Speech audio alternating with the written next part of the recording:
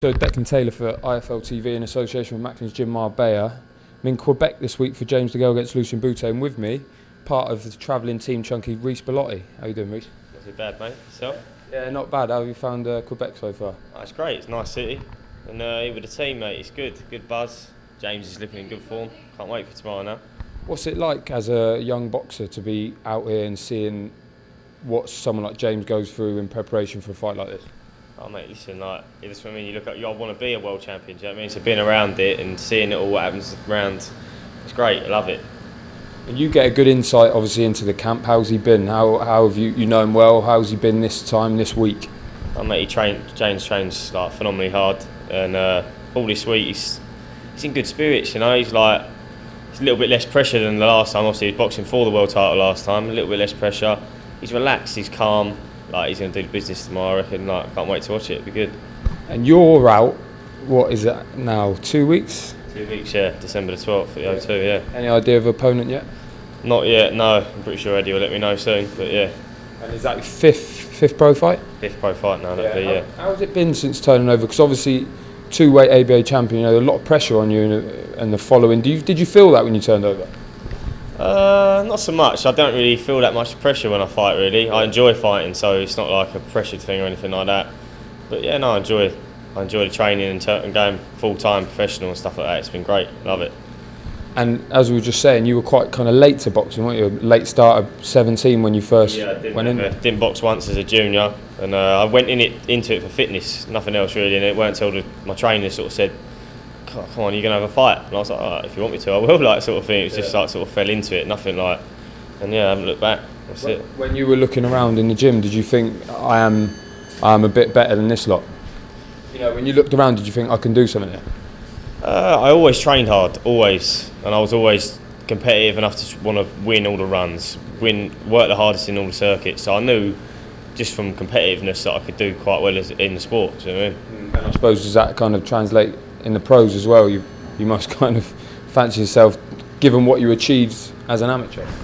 Yeah, it doesn't always transfer that way, but I reckon I could do reasonably well. I train hard. I've got gym and I've got the likes of DeGALE around and people to look up to, and I know what I need to do to get there, and I'm prepared to put it in. So hopefully, in the near future, I'll be fighting for titles. Were you a boxing fan as a kid? Was it, you know, did you watch boxing? Did you have any kind of idols? Not before I got into it, but well, that's a lie probably. To be fair, like I watched like Hatton, the Mayweathers, and stuff like that, and I always say it before in interviews. I always want to be a part of a fight, like, you know, Corrales, Castillo, and the Mickey Ward and the Gatti fights and all that. So I want to be involved in a big fight like that, like everyone can remember, like a fight. So yeah, no, I did sort of watch it, but I was more into football to start off with, and then I'd come into the boxing after I got dropped from football, basically. But, yeah. And so you're from Watford, so does that mean you knew Anthony Joshua as kind of growing up? Yeah, that's what I mean. I used to play like football with him back in the day when we I must have been 14, and he was in played for Sun Postal, like near where we lived. And I didn't know, obviously then he was stick thin then, but now he's an absolute unit. Yeah. So I mean, and now, yeah. But I didn't really speak to him that much, to be fair, but I knew it. Was he any good at football? Not when I was on the pitch. Do you know what I mean? I marked him out of the field, but nah. Oh, was he a centre forward? I think so, yeah. What I can remember, he was centre forward, because I always played at the back. I was just like a little Jack Russell at the back, do you know what I mean? But yeah, no, he was right, to be fair. And next year, are you looking at Southern Area title, something like that? Do you think it could be that quick? Well, I'm not too sure. Like, I'd like to get as much experience as I can, do you know what I mean? You can't beat experience. And I'll speak with Jim and stuff like that and see how many. Definitely by the end of next year, I'll be boxing for titles, I hope to, anyway. So. Yeah. Have you, you're known as the Bomber Bellotti.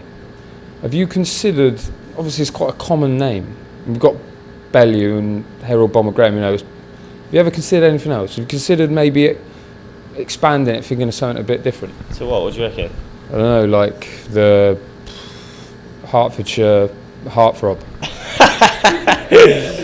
No, probably not that, but no, I don't know, I've always, that's all. Who gave you that? Did you just go, I'm going to be the bomber? Yeah, just from the amateur club, and he was just like, oh, we just always make, you know, like throwing bombs, you in. He's just stuck. He's just one of them things, having a laugh.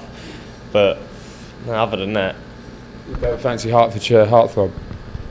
might consider it. Maybe it could be like the second one on your box rec. Yeah, I'll put it out there and see what people think of it. Do you know what I mean? Tell us something that not a lot of people know about you. Could be anything. Even better, something that no one knows about you. Something no one knows about me. Yeah.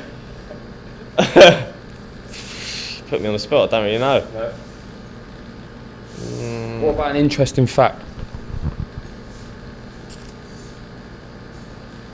Wore braces for 5 years. I don't know. Yeah? 5 years? Yeah. Other than that, not really interesting, to be honest. Yeah. What if you weren't a boxer, what would you be doing? Working on the film sets. Film sets doing what?